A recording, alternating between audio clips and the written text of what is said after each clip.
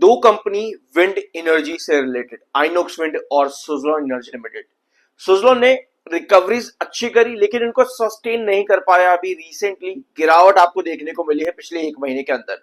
Whereas INOX wind limited इसने भी recovery अच्छी करी बट वापस यहां पर भी करेक्शन काफी बड़ी मिल चुकी है। अब जो मैं रिकवरी की बात कर रहा हूं, पहले मैं आपको एक चीज दिखा दूं कि अगर आप चार्ट पर देखोगे तो मैं इस वाली रिकवरी की बात कर रहा हूं यहां पर अप्रैल के महीने में, और उसके बाद से लगातार गिरावट कंटिन्यू यहां पर है। जो आपको पहले दिख रही थी थोड़ी सी रिकवरी यहां पर, बट स्टिल अभी भी गिरावट कंटिन्यू है आइनॉक्स विंड लिमिटेड में। सिमिलरली सुज़लोन एनर्जी लिमिटेड ने भी 39-38 से लेकर के 61 रुपीज तक की रिकवरी शो करी, लेकिन वहां पर भी वापस 52 रुपीज और 53 रुपीज तक की गिरावट कंटिन्यू है। अब क्या ये विंड एनर्जी सेक्टर खत्म हो चुका है? ये सवाल आप व्यूअर में से ही किसी का था कल के दिन। क्या विंड एनर्जी सेक्टर खत्म हो चुका है? क्या इस सेक्टर का आगे कोई स्कोप नहीं है? सुज़लोन एनर्जी लिमिटेड क्या कर रहा है? सुज़लोन एनर्जी लिमिटेड अपने सेक्टर को, अपने बिजनेस को बेसिकली और एक्सपांड करना चाहता है। सुज़लोन 2.0 अगर आप लोगों ने सुना होगा तो कंपनी अपने बिजनेस को एक्सपांड करना चाहती है, यानी कि दूसरे सोर्सेज ऑफ रिन्यूएबल एनर्जी की तरफ भी सुज़लोन जाना चाहता है। बट ये प्लान्स काफी बड़े होते हैं। इसका मतलब ये है कि इनका इंपैक्ट और इनकी पॉजिटिविटी आपको शायद आज ना दिखे, बट हो सकता है जब भी कंपनी अपना बिजनेस उठाए तब हमको कुछ ना कुछ की पॉजिटिविटी नजर आए। बट अभी के लिए कुछ भी पॉजिटिव नजर नहीं आता है इन दो कंपनीज के अंदर। ऑल्दो एक चीज हमेशा ध्यान रखना कि कंपनी के रिजल्ट्स यही आपको डायरेक्शन देते हैं। अब आप कहोगे भाई रिजल्ट्स तो बहुत बढ़िया सुज़लोन एनर्जी लिमिटेड के अंदर, तो कल मैंने एक वीडियो अपलोड किया सुज़लोन से रिलेटेड, जाकर के जरूर देखना, क्योंकि इस वीडियो में हम चार्ट्स डिस्कस करेंगे सुज़लोन के, बाकी आइनॉक्स विंड को समझते हैं। ठीक है, शुरुआत करते हैं कंपनी के रिजल्ट से, क्योंकि जून क्वार्टर आने वाला है। कंपनी के क्या पॉसिबिलिटी रहेगी, थोड़ा सा पास्ट में अगर आप देखोगे तो आपको नजर आएगा कि जून 2023 इन कंपैरिजन विद मार्च 2023 काफी बढ़िया नजर आया, लेकिन ये कंपनी ने कंटिन्यू नहीं किया है। कंपनी के नंबर उसके बाद भी ऑल्दो 2024 में भी अच्छा दिखा जून का क्वार्टर इन कंपैरिजन विद मार्च, लेकिन जब आप 2025 में आओगे तो यहां पर आपको नजर आएगा कि कंपनी का जून काफी वीक रहा। मतलब कि जो कंपनी का पास्ट लगातार कंटिन्यू में चल रहा था कि जहां पर जून क्वार्टर मार्च के कंपैरिजन में काफी बड़ा आता है, कंपनी ने उसको कंटिन्यू नहीं किया 2025 में। अब मैं आपको एक चीज बता दूं कि रिजल्ट्स हम एनुअल बेसिस पर ही कैलकुलेट करेंगे, लेकिन ये चीज समझने के बाद ना हमको एक जो है, एक आप कह सकते हो कि सॉल्यूशन मिल जाता है कि कंपनी क्या नंबर प्रोवाइड कर सकती है। ठीक है, तो ऐसे में आपको अगर कंपनी 2025 में जून बहुत वीक दे रही है इन कंपैरिजन विद मार्च, इसका मतलब ये नहीं कि कंपनी नंबर को कंटिन्यू करेगी, बट स्टिल अगर हम समझ लेते हैं कि कंपनी जून के क्वार्टर में कुछ ना कुछ खराब दे रही है, तो कंपनी यहां पर कम आएगी इन कंपैरिजन विद जून। तो कितना कम आएगी, क्योंकि जो हमें ग्रोथ चाहिए वो अल्टीमेटली काफी लो है, -2.40% का ही ग्रोथ है, यानी कि रिक्वायर्ड ग्रोथ काफी कम है, वीक ही है इनफैक्ट। तो अगर कंपनी यहां पर मान लेते हैं कि मार्च के कंपैरिजन पर कम आती है इस बार भी, यानी मान लो 900 करोड़ या 1000 करोड़ भी अगर कंपनी आ जाती है, तब भी कंपनी एक बहुत बड़ा पॉजिटिव ग्रोथ दे रही है, यानी कि इस बार के क्वार्टर से एक्सपेक्टेशन काफी ज्यादा हाई रहेंगी। तो पहला सेगमेंट कंपनी का बढ़िया आ सकता है, इसके चांसेस बहुत ज्यादा हाई नजर आते हैं। इसके अलावा प्रॉफिट ग्रोथ परसेंटेज कंपनी का रिक्वायर्ड है -51%। ऑफ कोर्स काफी वीक था कंपनी का मार्च क्वार्टर, इनफैक्ट मार्च क्वार्टर भी नहीं, दिसंबर क्वार्टर भी कंपनी का काफी वीक था, 52 से 32 और फिर -2%, वेराज प्रॉफिट से 257 -6 एंड 51%। पिछले 4-5 क्वार्टर कंपनी के बहुत ज्यादा अनस्टेबल रहे हैं। अगर आप इसके पहले का सितंबर क्वार्टर भी देखोगे तो रिवेन्यू ग्रोथ काफी अच्छा था, बट प्रॉफिट ग्रोथ बहुत बुरा था। मतलब बहुत अनस्टेबिलिटी कंपनी में रही है पिछले 3 क्वार्टर स्पेशली। उसके बाद बात के नंबर बहुत लंबा चला जाएगा, उतने पीछे हम नहीं जाएंगे। तो कंपनी को काफी लो एक्सपेक्टेशन यहां पर रहेगी इन्वेस्टर्स की, काफी लो एक्सपेक्टेशन। अब जब एक्सपेक्टेशन कम है और कंपनी उससे बड़ा कुछ दे दे तो शायद हम यहां पर एक्सपेक्ट कर सकते हैं छोटी मोटी रिकवरी आइनॉक्स विंड लिमिटेड में। तो 97 पर कंपनी को अगर 97 करोड़ का ही प्रॉफिट अगर कंपनी दे दे तो कंपनी जीरो यानी कि निल प्रॉफिट ग्रोथ देती है एनुअल बेसिस पर, जो कि बहुत बढ़िया होगा पिछले साल के एनुअल बेसिस रिजल्ट के ऊपर।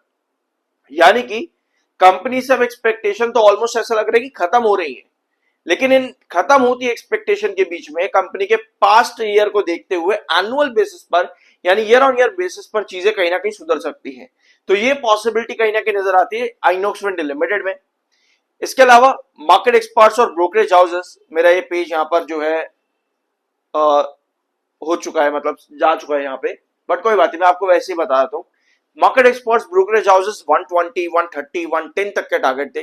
किसी भी टारगेट को स्टॉक ने अचीव नहीं किया। मई के महीने में, जून के महीने में 130 का टारगेट दिया गया था मार्केट एक्सपर्ट्स की तरफ से। सभी टारगेट्स आपके ऊपर ही रहे और स्टॉक में आपको उल्टी गिरावट ही देखने को मिली है। ब्रोकरेज हाउस की तरफ से सभी टारगेट थे, Motilal Oswal, JM financial and all. अब यहां पर 2026 मार्च में कंपनी के डेटा डेज भी काफी ज्यादा बढ़ चुके हैं। इनफैक्ट 2025 मार्च में भी बढ़े थे और 2026 मार्च में बढ़े थे। इस टाइम पर कंपनी के डेटा डेज काफी कम हो गए थे, बल्कि वर्किंग कैपिटल काफी ज्यादा बढ़ गया था, जो कि अच्छी बात है। और यहां पर कंपनी का इन्वेंट्री डे भी काफी ज्यादा गिर गया था। तो ये वाला साल तो कंपनी के लिए काफी बढ़िया गया। लेकिन उसके बाद में फिर वही है कि कंपनी के डेटा डेज बढ़े और फिर से डेटा डेज बढ़े और फिर कंपनी का इन्वेंट्री डेज, ये इन्वेंट्री डेज है वो तो अभी भी यहाँ पर कम ही हुआ था, बट फिर मार्च 26 में वापस से बढ़ा और कंपनी का वर्किंग कैपिटल वो भी यहाँ पर लगातार बढ़ता चला जा रहा है। ओवरऑल डेटा डेज का बढ़ना ये कहीं ना कहीं नेगेटिव सिग्नल होता है, जो कि यहाँ पर लगातार पिछले 2 सालों में वापस इंक्रीज हुआ है। जब कंपनी का डेटा डेज काफी ज्यादा कम आया था तब आपको शेयर पर भी उसका इंपैक्ट काफी अच्छा देखने को मिला था। इनफैक्ट इन्वेंट्री डे भी आधे से भी कम हो गया था यहाँ पर ऑलमोस्ट।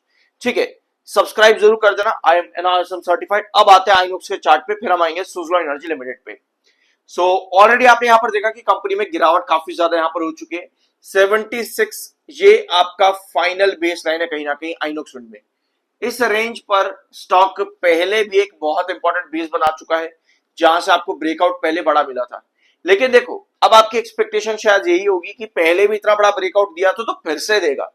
हमेशा एक चीज याद रखना कि यहां वाली सिचुएशन क्या इस वाली सिचुएशन के बराबर में अभी है, तो शायद ऐसा नहीं है। अगर आपको मार्केट बढ़िया मिल जाए, जिस तरह से अप्रैल के टाइम पर आपको मार्केट बड़ा मिला था, बढ़िया मिला था, अगर वही चीज यहां पर हो जाए तो हम एक्सपेक्ट कर सकते हैं कि आपका पहला रिजेक्शन जो बनता है लगभग 81 रुपीज पे, पहला पॉइंट जो आपका आता है, बल्कि 70 कितना है, 78 79 79 आपका R1 है एंड 81 आपका R2 है। ये दो मेन हर्डल्स अभी बन रहे हैं आइनॉक्स फंड के अंदर। तो भैया पहले तो आपको ये समझना है कि जो अप्रैल में 76 से यहां तक की रिटर्न आपको मिले, वही मार्केट वापस से हमको मिले। अगर वही मार्केट हमको नहीं मिल पाता, मतलब ये कि छोटी मोटी रिकवरी तो बनेगी, लेकिन फिर वही है कि 79 के बाद में 81 फ्रीक्वेंट हर्डल यहां पर खड़ा हुआ है। यानी कि अभी भी लॉन्ग टर्म की पॉसिबिलिटी यहां पर अच्छी नजर नहीं आ रही है। बड़े ब्रेकआउट्स के लिए आपको फ्रीक्वेंट हर्डल्स क्रॉस करने पड़ेंगे। फॉर एग्जांपल, अगर मैं यहां पर एंट्री करता हूं 76 की रेंज पर, अगर मैं एंट्री कर रहा हूं तो मेरी पहली नजर तो 79 पर रहने वाली है, अगली नजर 81 पर रहने वाली है। लेकिन उसके लिए जरूरी ये होगा कि 79 पर ये स्ट्रांग रहे, क्योंकि जिन भी इन्वेस्टर ने इतना लो जाकर के एंट्री करी है, वो कहीं ना कहीं यही देख रहे हैं कि भैया यहां से मैं लॉन्ग टर्म जाऊं। बट जब भी हर्डल यहां पर फेस करता है तो सबसे पहले आपको शॉर्टर रिएक्टिव होते देखने को मिलते हैं। और जब शॉर्टर एक्टिविटी बढ़ती है, यही चीज आइनॉक्स फंड में लगातार यहां पर बनी है, जिसकी वजह से गिरावट फ्रीक्वेंट रही है। आई होप ये पॉइंट आपको यहां पर समझ में आया होगा। मतलब 79 आपका नेक्स्ट रिजेक्शन है, 81 आपका उसके बाद R2 आता है। ये दोनों स्टेबल नहीं होते। 76 पर अगर हम वापस से ऊपर बढ़ करके फिर रीटेस्ट होने के लिए जाते हैं, दैट मींस कि 76 आपका टूटेगा, आपको गिरावट और देखने को मिलेगी। ऑलराइट, अब आते हैं आपकी दूसरी कंपनी सुजो एनर्जी पे। जो टाइम पीरियड इन सभी कंपनीज ने बिताया, रेलवेज हो या सुजलोन हो या डिफेंस सेक्टर भी काफी बढ़िया रिटर्न देकर के गया था इस टाइम के अंदर, बट अभी मिसिंग है यहाँ पर। तो क्या थीम खत्म हो चुकी है? तो कहीं ना कहीं ये आंसर आता है कि ये थीम यहाँ पर खत्म हो चुकी है। जो थेमेटिकल बेसिस पर रिटर्न मिले थे, वो टाइम पीरियड अभी यहाँ पर नहीं वापस आ रहा है। और इनका यही कहना है, ऑलमोस्ट अगस्त 2024 के आसपास तक रिटर्न्स तो मिले थे, बट अब उतना तेजी एक तरफा अप ट्रेंड के अंदर शायद ना मिले। स्टॉक उतना तेजी से एक तरफा अप ट्रेंड आपको नहीं मिलेंगे, ये कहना है यहां पर मार्केट एक्सपर्ट्स का। भले ही आपको ग्रेजुअल रिटर्न्स या पर ग्रेजुअल ट्रेंड देखने को मिले अपसाइड में, लेकिन एक्सप्लोसिव बूम वाली सिचुएशन अभी खत्म के बराबर यहां पर हो चुकी है सुजलॉन एनर्जी लिमिटेड में, ये एक्सपर्ट्स का मानना है। अब देखो, ग्रेजुअल और एक्सप्लोजन की बात यहां पर हो रही है। एक्सप्लोसिव मींस कि भैया तेजी आ रही है, क्योंकि जब सुजलॉन एनर्जी लिमिटेड 2023 से 24 तक रन दे रहा था, उस टाइम पर इसमें फ्लैट पैटर्न्स थे चार्ट्स के ऊपर। लेकिन आज की डेट में चार्ट पैटर्न आपके कैसे, रिकवरीज आपको मिलती है, ब्रेकआउट्स आपको मिल जाते हैं, लेकिन ग्रेजुअल बेसिस पर। जैसे कंपनी ने एक रिटर्न यहां पर दिया, एक छोटा रिटर्न इधर भी दिया, एक छोटा रिटर्न इधर भी दिया, उसके बाद से लगातार फॉल पर है, यानी कि एक तरह से बहुत बड़ी तेजी कंटिन्यूस में आपको नहीं मिल रही है। ट्रेंचेस में आपको मोमेंटम नजर आता है, उसके बाद में वापस से जब फॉल बनता है तो वो भी एक तरफा ही देखने को मिलता है, तो कोई बड़ा मोमेंटम यहां पर कैरी नहीं कर रहा है। अब ये जो ब्लैक लाइन आप यहां पर देख रहे हो, ये आपका 200 EM है। हम लोगों ने एक चीज डिस्कस करी थी कि अगर मेरी एंट्री सुज़लोन एनर्जी लिमिटेड में 42 के आसपास है और अगर ये 200 EM तोड़ता हुआ, स्पेशली वैसे 50 का प्राइस भी आपका है, ठीक है, 200 EM अगर तोड़ता है तो आपके पास सबसे पहले 51 वाले एग्जिट करते देखने को मिलेंगे। लेकिन अगर मेरी बाइंग 42 पे और 50 का लेवल अगर ये तोड़ता है, दैट मींस कि आपके 200 EM इस ब्लैक लाइन के पूरा नीचे कंसेक्यूटिवली अगर गिरावट आती है, तब सबसे पहले आपको 42 वाले प्रॉफिट बुक करते देखने को मिलेंगे। क्योंकि भैया 42 से 52 के बीच में 200 EM जो यहाँ ऊपर बैठा हुआ है ना, ये यहां से गिरना कॉन्जिक्यूटिवली बेरिश ट्रेंड को इंडिकेट करता है। ऑल्दो अभी भी 200 EM के नीचे, दैट मींस की 53.26 जो कि आपका बहुत इंपॉर्टेंट बेस था, ये आपका रिजेक्शन है जो अच्छा सा नजर नहीं आता। दैट मींस कि अगर ये रीटेस्टिंग करने को भी जाता है, यूएस ईरान की सिचुएशन कि भैया हम बातचीत करेंगे, पता है आप लोगों को ये खबर आज की तरह है कि हम बातचीत करेंगे, सुबह से इन्होंने कोई अटैक नहीं किया एक दूसरे के ऊपर, ये अपडेट मार्केट के अंदर स्टेबल रहती है ना, अगर एक हफ्ता 2 हफ्ता भी रह गई तब भी हम एक्सपेक्ट कर सकते हैं 200 EMA के ऊपर वापस आने की। लेकिन कुछ भी चीजें यहां पर वापस से बिगड़ी तो भैया मार्केट वापस रिएक्ट करेगा।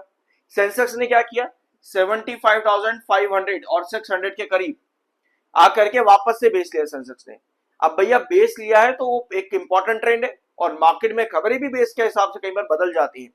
तो यही चीज कहीं ना कहीं सुज़लोन पर भी देखने को मिल सकती है कि जिस तरह सेंसेक्स ने लास्ट में बेस लिया लास्ट सेशन के अंदर, सिमिलरली सुज़लोन भी इसी तरीके से आपको वापस 53.26 के आसपास छोटा सा मोमेंटम कैरी करता देखने को मिले। बट कितना सस्टेन करेगा वो सब अगेन मार्केट के ऊपर डिपेंड करता है। सब्सक्राइब कर देना, आई एम NISM सर्टिफाइड। अब आते हैं आपके नेक्स्ट पॉइंट के ऊपर, ठीक है।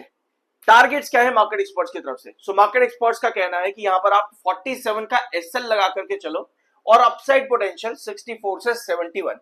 ये जो 64 और 71 है ना, ये मेजॉरिटी ऑफ ब्रोकरेज हाउसेस और मार्केट एक्सपर्ट्स के कई बार देखने को मिले सुज़लोन एनर्जी लिमिटेड के अंदर।